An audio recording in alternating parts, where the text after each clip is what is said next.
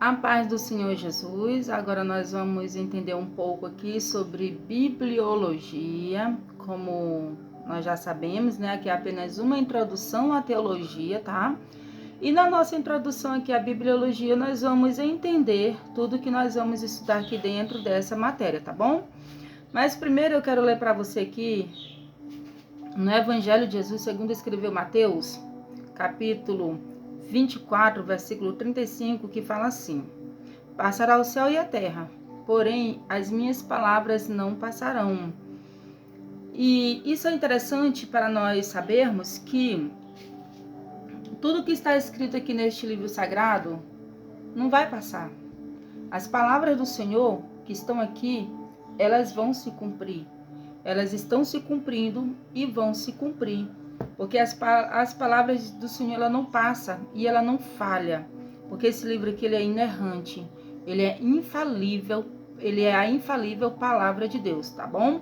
Bibliologia é a ciência que estuda esse livro aqui, tá? Estuda a Bíblia. Para mim, uma das melhores matérias, né? É uma das que eu mais gosto de estudar, porque é uma matéria que estuda a Bíblia sob seus aspectos e observações gerais, na sua leitura, no seu estudo, na sua estrutura, né? Na divisão dos livros canônicos, a gente vai ver isso aqui com muita precisão, nos capítulos, versículos, títulos e subtítulos. É interessante que a Bíblia, quando foi escrita nos seus originais, ela não foi escrita com divisão de capítulos, ela não foi escrita com divisão de versículos, e também ela não foi escrita com títulos e subtítulos, né? Isso aqui foi o próprio homem, quando houve ali a tradução da Bíblia, o próprio ser humano, ele decidiu por colocar essas divisões aí até para que melhorasse, ficasse mais fácil, né? A nossa leitura, para facilitar a nossa leitura bíblica, tá bom? Mas essas divisões não são originárias da Bíblia, tá bom? Ela foi escrita como, assim, diretamente, sem capítulos, sem versículos, sem títulos nem subtítulos, tá? Mas vamos ver também o tema central. Quem é o tema central da Bíblia, né? Quem você acredita ser? O que é ou quem você acredita ser que é o tema central da Bíblia? A sua tradução ou suas várias traduções também, né? A sua preservação, a história da Bíblia, porque ela tem toda uma história, é uma história muito interessante, muito magnífica, que vale a pena a gente se debruçar nisso aí, vale a pena a gente gastar o nosso tempo com pesquisando aí, entendendo melhor a história da Bíblia, tá? A sua cronologia, nós sabemos que ela não foi escrita, ela não está em ordem cronológica, tá bom? Então a gente vai ver que a sua cronologia, por exemplo, a história, né, os arqueólogos falam que o primeiro livro a ser escrito foi o livro de Jó. E nós vemos que o primeiro livro que tem na Bíblia é o livro de Gênesis, seguido de Êxodo e tal, né, que chama-se ali o Pentateuco, são os 5 livros de Moisés. Então, ali no começo já não está em ordem cronológica, mas isso não fere a sua inerrância, a sua infalibilidade, tá bom? É apenas a colocação dos livros que não estão em ordem cronológica. A gente vai ver isso aqui com muita precisão quando a gente estiver estudando aqui essa matéria, tá? A sua autoridade também como livro divino inspirado por Deus, porque, como eu sempre falo, a Bíblia, ela tem aproximadamente 40 autores. Não se pode dizer com precisão que são 40 autores, né? Então, a Bíblia, ela tem aproximadamente 40 escritores, na verdade, né? 40 escritores e apenas um autor. Quem é esse autor? E inspirador da Bíblia? É apenas Deus. Então a gente vê muito, eu mesmo vejo muitos teólogos que falam assim, a Bíblia tem 40 autores, 40 autores. Não, a Bíblia não tem 40 autores. E tem muitos deles até afirmam, a Bíblia não tem 40 autores, mas quando vai explicar a matéria, eles falam, o autor de livro tal, não. Não são. A Bíblia tem apenas um autor, que é o seu inspirador, Deus. E a Bíblia tem aproximadamente 40 escritores que foram homens cheios do Espírito Santo, homens que Deus capacitou, que Deus usou para que escrevesse essas escrituras. Inclusive, muitos deles, o próprio Deus disse, escreve, como Moisés, por exemplo, o próprio Deus disse, escreve em um livro para memória, né? Então, assim, não é correto nós falarmos, a Bíblia tem tantos autores. Não. A Bíblia tem aproximadamente 40 escritores e apenas um autor, que é o próprio Deus, que é exatamente essa razão, por ela ter apenas um autor, que a Bíblia ela não se contradiz. Porque tem momentos na Bíblia, a gente vai ver aqui, né, quando eu estiver estudando a matéria, que a Bíblia até parece estar se contradizendo, mas ela não se contradiz, porque ela tem apenas um autor, apenas uma mente, né, e vários escritores dela ali, tá bom? A autenticidade como palavra de Deus, né? A sua infalibilidade, porque ela é infalível, ela não falha, não tem falhas, não tem erros na Bíblia. A palavra em si, ela não erra, ela não falha, não tem erros. A sua veracidade e o único livro de regra e fé para o cristão, ou melhor, para todo e qualquer cristão. Amém? A Bíblia, ela não apenas contém a palavra de Deus, mas ela é a própria palavra de Deus. Independente de a Bíblia estar fechada ou aberta, independente de você ler ou não, independente de você procurar se alimentar dela ou não, ela é a palavra de Deus. Porque tem muitos que falam assim, eu mesma, por não ter conhecimento, eu já falei muito isso, né? Que a Bíblia fechada, ela é só um livro comum. E ela aberta, ela é a palavra de Deus falando conosco. Só que é um engano isso, né? Quando eu não tinha entendimento, não tinha conhecimento disso, eu falava isso também. Mas hoje, com o conhecimento que eu tenho, o entendimento que eu tenho hoje, eu sei que, independente de ela estar fechada ou aberta, ela é e vai continuar sendo a palavra de Deus. Independente de ela estar lá na sua estante, criando mofo, enchendo de poeira, ela vai continuar sendo a palavra de Deus. A diferença que eu entendo hoje é o seguinte: quando eu tenho um banquete e naquele banquete tem de tudo, do bom e do melhor para me alimentar, e eu não decido me alimentar, eu vou ficar com fome. Eu vou ficar com vontade de comer aquilo ali, mas eu não vou me alimentar, então eu vou continuar com fome, eu vou ficar fraca, eu vou morrer de fome, porque se eu não alimento a minha carne, eu morro de fome. Só que eu posso decidir também por me assentar naquela mesa e me banquetear.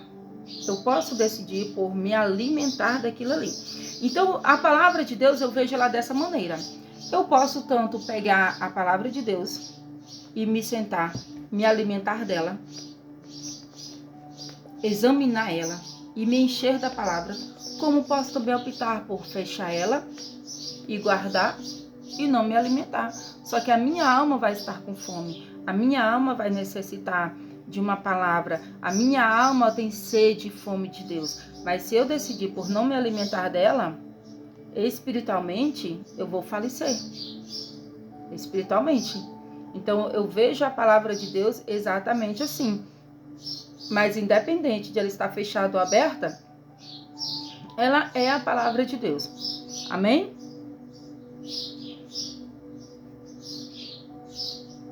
As suas palavras só podem ter efeito sobre as nossas vidas se nós nos alimentarmos delas. Se a gente não se alimentar, não vai ter efeito. É como um remédio.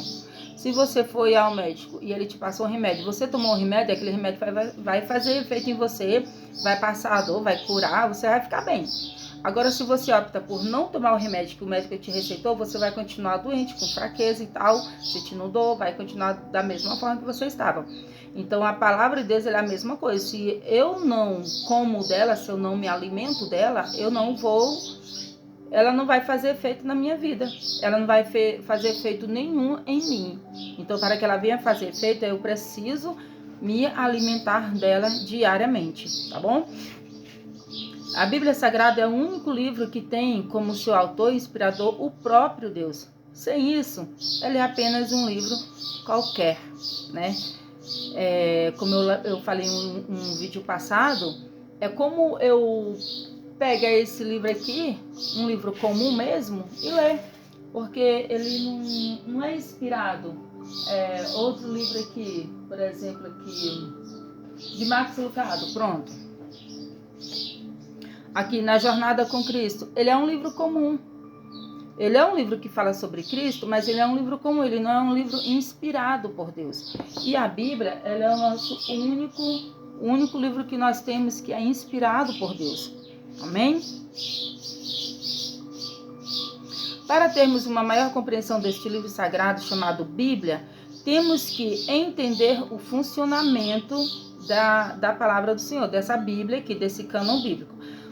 Primeiro, nós temos que orar, pedir para o Espírito Santo que nos auxilie, que nos acompanhe na leitura, que abra o nosso entendimento, o nosso intelecto, para que nós venhamos entender aquilo que nos foi revelado. Não é que Deus vai nos revelar o que está na palavra dele. Não, já foi revelado. A palavra de Deus é a revelação divina para a sua humanidade, para a sua criação, tá bom? Então, Deus não tem mais o que revelar, mas sim nos dá o entendimento do que está escrito ali, tá bom? Segundo, temos que ler a Bíblia temos que ler a Bíblia sem o nosso achismo, ou seja, aquilo que eu penso que é, porque muitas vezes nós lemos a Bíblia com as nossas convicções, sem dar ouvidos ao que o texto está nos falando. Ou seja, isso aqui é muito importante, porque quando eu leio a Bíblia com o que eu acho, com o que eu penso, ela não vai fazer efeito na minha vida. Se eu pego a Bíblia para ler, tá? Eu peguei a Bíblia aqui para ler, eu vou ler. Eu não orei. Não pedi para o Espírito Santo para ele me dar direção, para ele me dar entendimento, me dar claridade da palavra, tá? Aí eu vou continuar lendo. Eu vou continuar lendo com o que eu acho, com o que eu penso. Então eu já comecei errado. Por quê?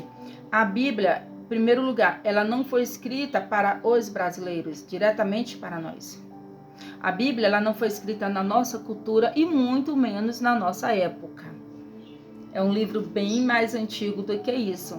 Então, para mim ler a Bíblia, eu tenho que ler a Bíblia com os olhos de quem a escreveu. Eu tenho que olhar a Bíblia com os olhos da época, eu tenho que olhar para a época, o povo, aquela nação para quem aquele livro foi escrito, entendeu? E pedir para o Espírito Santo para que ele tire de mim aquilo que eu penso, para que não seja a minha vontade, mas que seja a vontade dele, para que ele me dê direcionamento do que está escrito aqui para nós, tá bom? Em terceiro, para um estudo mais profundo, precisamos, no decorrer da leitura, do auxílio de alguns livros, como, por exemplo, Bíblia, dicionário bíblico e teológico, porque há uma diferença, viu? Tem o dicionário bíblico e também tem o dicionário teológico, tá? E é bom nós sempre termos os dois. O dicionário também da língua portuguesa e um atlas bíblico. Isso aqui também é muito importante. Isso aqui eu estou falando aqui para a gente ter um aprofundamento maior do que é bibliologia, um aprofundamento maior na bibliologia do que é estudar realmente a Bíblia. Isso aqui é muito interessante e é bom porque essas Bíblias de estudo, sabe? Essa minha Bíblia aqui, por exemplo, ela é de estudo, é a Bíblia da Pregadora. É muito boa, tanto a Bíblia da Pregadora quanto a Bíblia da Pregadora Pentecostal, que está até aqui, ó. Essa Bíblia aqui é muito boa também, de estudo. E é bom porque essas Bíblias, elas vêm com mapas. Tá vendo, ó? Elas vêm com mapas, essas Bíblias. Só que esses mapas, eles ainda não são o suficiente, tá bom? Mas eles já dão um norte pra gente já. Vou mostrar aqui mais um pouco pra vocês.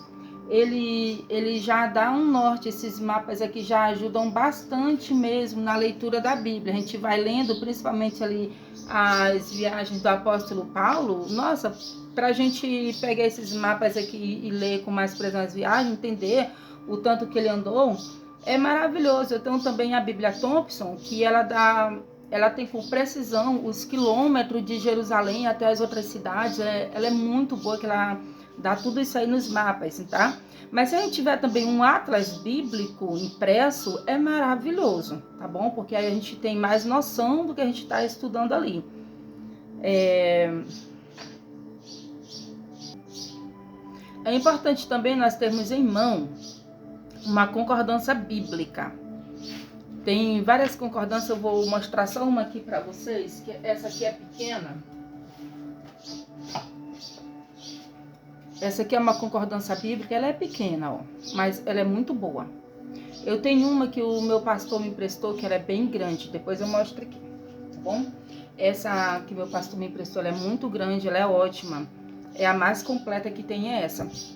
Só que ele só me emprestou, né? Infelizmente ele não me deu. E o triste é que ele disse que nem tem mais, né, para vender. Não se vende mais essas concordâncias dessa que ele me emprestou, que ela é muito completa. Né, deixa eu ver aqui, nessa Bíblia aqui também tem concordância bíblica. Essas Bíblias de estudo, elas são boas porque elas têm muita concordância bíblica também, entendeu? E a gente, olha só, vocês dá para ver direitinho aí, ó, mas tá vendo, ó, ela dá muita coisa boa aqui pra gente. Por exemplo, aqui, ó, aqui tem Abba, aí Antigo Testamento, quer dizer pai em aramaico. Olha só a profundeza disso aqui, né? Em aramaico, Abba, no Antigo Testamento, está em aramaico, que significa pai. Aí a gente vai ver, tá aqui, Marcos 14, 36, e também Antigo Testamento não, gente, perdão, Novo Testamento, tá bom? Não Antigo Testamento, Novo. Marcos 14, 36, Romanos 8, 15 e Gálatas 4, 6. E dá a referência. Aí tem abismo, aí vai dar a referência de abismo. Isso aqui é muito bom, porque quando a gente tem essas concordâncias bíblicas, é maravilhoso. E geralmente nessas Bíblias de estudo também tem dicionário bíblico, tá bom? Eles são maravilhosos, esse dicionário, porque tem muita coisa que a gente vai ler na Bíblia que a gente não entende o que é. Aí quando a gente pega um dicionário, aí, tá. Às vezes é uma coisa simples, bem simples. A gente não sabe o significado daquela palavra, porque não foi escrito para nós, direto para os brasileiros, né? Na nossa cultura. Então a gente tem que ter isso aí para a gente poder ter uma compreensão maior do que a gente está lendo, tá bom? A gente precisa também ter teologia sistemática. Gente, livro de teologia sistemática é maravilhoso. Tem um aqui, ó, tá vendo aqui, ó? Esse aqui de Stanley Orton, Teologia Sistemática de Stanley Orton. Tem outro também, cadê? Esse aqui também de Los Berkoff. Esse aqui, ó, é muito maravilhoso. Gente, olha só, tem muito conteúdo aqui, ó. Muito, muito. Eu vou marcando, viu? Conforme eu vou lendo, ó. Conforme eu vou lendo, eu vou pintando, eu vou marcando, que é para mim poder não me perder, sabe? Isso aqui ajuda muita gente, porque isso aqui, ó, dá uma compreensão muito grande pra gente sobre a palavra de Deus. Então, quando a gente vai estudar a Bíblia, o melhor é que nós tenhamos o auxílio desses materiais para a gente ter uma compreensão maior da Bíblia. E outra coisa que é muito importante também nós termos em mãos é algo de anotação. É um caderno, eu gosto de comprar caderno de matéria, porque ele é bem grande. Eu sempre compro muito caderno pequeno também, né, para estar anotando cada matéria, eu faço uma anotação. Mas aí tem vezes também que eu compro logo o caderno de matéria, que aí ele já é bem grande, tem muita folha, tem muita coisa, né? Dá para mim fazer mais anotações. Então, para mim, quanto mais anotações eu faço, melhor. Até porque ajuda tanto na nossa compreensão, quanto na memorização também ajuda muito. Então, é de extrema necessidade nós estudarmos a Bíblia com o auxílio de algum material para anotação, tá bom? E quarto lugar, a organização.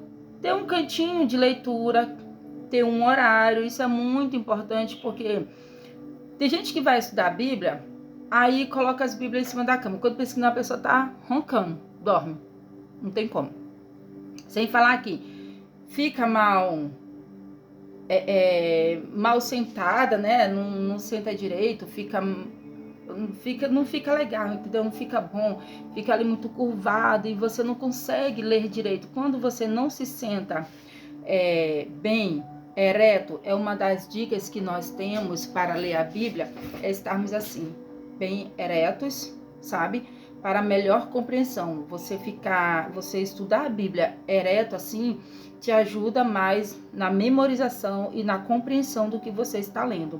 Então, o correto é que você tenha um cantinho sossegado, um cantinho separado apenas de leitura. É bom que todos nós tenhamos esse cantinho de leitura, tá?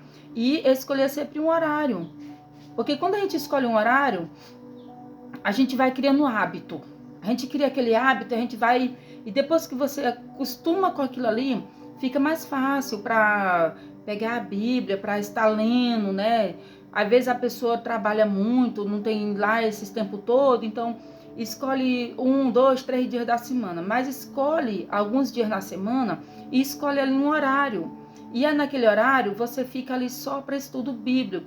Embora você não fique muito tempo ali só lendo, estudando ali, mas o tempo que você ficar ali, que você prestar atenção no que você está lendo e que você está ali organizado, concentrado naquela leitura e com uma posição ereta, você vai ter uma compreensão muito maior do que você está estudando, tá bom? Nessa matéria também nós estudaremos a origem da Bíblia, tá? Como ela foi escrita, isso aqui é muito bom, gente, muito, muito bom mesmo. Os materiais que foram usados para escrever a Bíblia, tá? A inspiração e a sua autoridade, que eu já falei, né?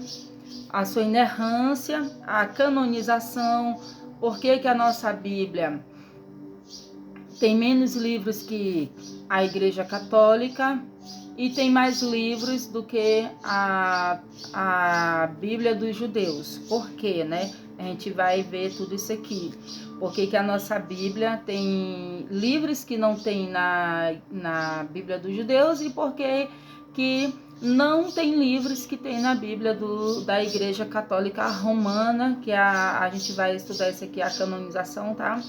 Tanto no Antigo, aí nós vamos estudar o Antigo e o Novo Testamento com muita precisão. Vai ser uma matéria, inclusive, bem exaustiva, tá bom? Mas não cansativa, tá? É uma matéria bem exaustiva mesmo, mas não é cansativa, porque quanto mais você aprende, mais você quer aprender e mais você se apaixona por essa matéria, tá? A gente vai estudar também sobre a estrutura, os seus escritores, os livros apócrifos, tá bom?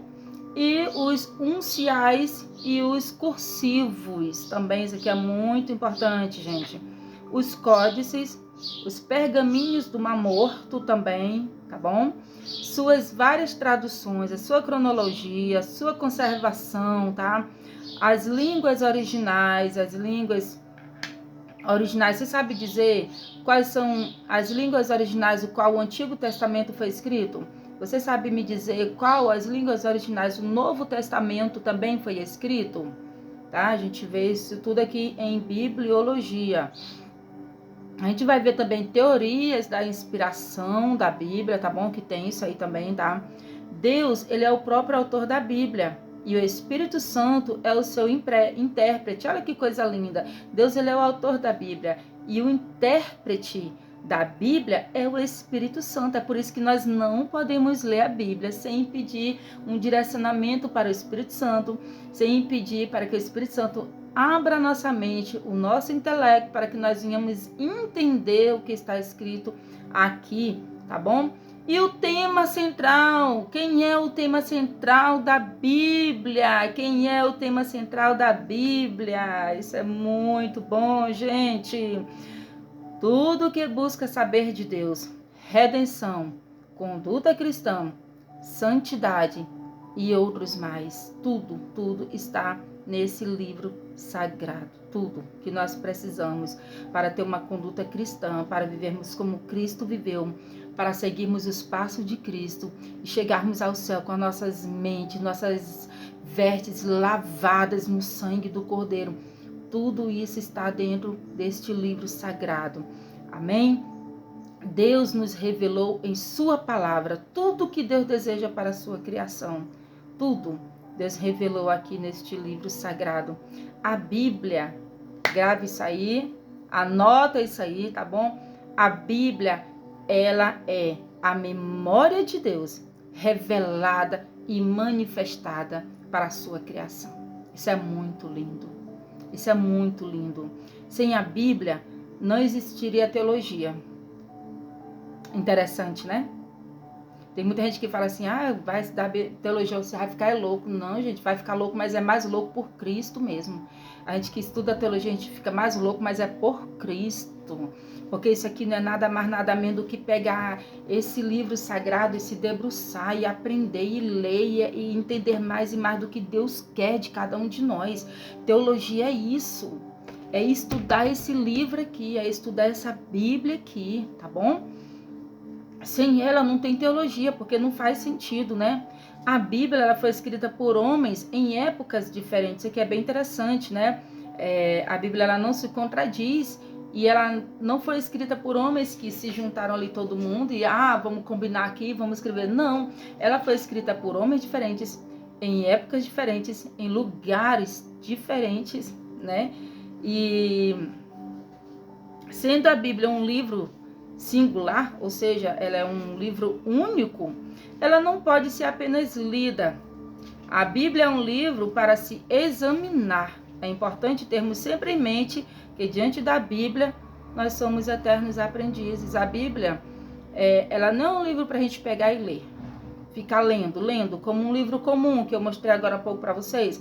Não é para a gente ficar lendo, apenas lendo. Não, a Bíblia é um livro para se examinar. Por isso eu coloquei aqui para vocês o que nós precisamos para ter em mãos para uma boa leitura bíblica. Todos esses materiais, porque a Bíblia é um livro para ser examinado. Sabe quando a gente vai ao médico, a gente está com algum problema de saúde, que a gente não sabe o que é, mas tem uma noção, ou talvez seja isso, aquilo. Aí o que a gente faz?